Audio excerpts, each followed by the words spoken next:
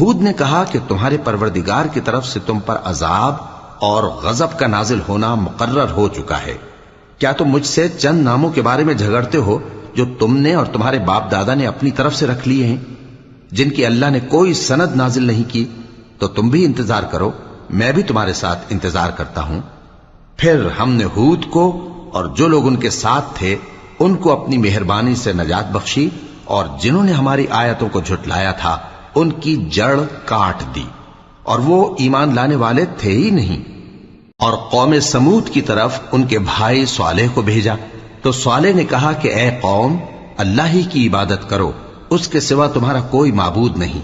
تمہارے پاس تمہارے پروردگار کی طرف سے ایک معجزہ آ چکا ہے، یعنی یہی اللہ کی اونٹنی تمہارے لیے معجزہ ہے، تو اسے آزاد چھوڑ دو کہ اللہ کی زمین میں چرتی پھرے، اور تم اسے بری نیت سے ہاتھ بھی نہ لگانا، ورنہ عذاب علیم تمہیں پکڑ لے گا۔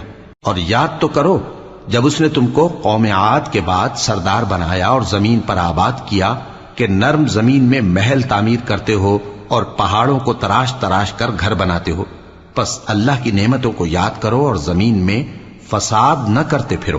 تو ان کی قوم میں سردار لوگ جو تکبر کرتے تھے غریب لوگوں سے جو ان میں سے ایمان لے آئے تھے کہنے لگے، بھلا تم یقین کرتے ہو کہ صالح اپنے پروردگار کی طرف سے بھیجے گئے ہیں؟ انہوں نے کہا ہاں، جو چیز وہ دے کر بھیجے گئے ہیں ہم اس پر بلا شبہ ایمان رکھتے ہیں۔ تو سرداران مغرور کہنے لگے کہ جس چیز پر تم ایمان لائے ہو ہم تو اس کو نہیں مانتے۔ آخر انہوں نے اس اونٹنی کو مار ڈالا اور اپنے پروردگار کے حکم سے سرکشی کی، اور کہنے لگے کہ صالح، جس چیز سے تم ہمیں ڈراتے تھے اگر تم اللہ کے پیغمبر ہو تو اسے ہم پر لے آؤ۔ پس ان کو زلزلے نے آ پکڑا، سو وہ اپنے گھروں میں اوندھے پڑے رہ گئے۔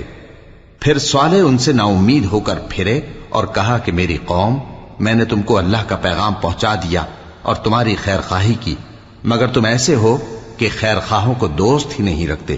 اور اسی طرح جب ہم نے لوط کو پیغمبر بنا کر بھیجا تو اس وقت انہوں نے اپنی قوم سے کہا کہ تم ایسی بے حیائی کا کام کیوں کرتے ہو کہ تم سے پہلے اہل عالم میں سے کسی نے اس طرح کا کام نہیں کیا۔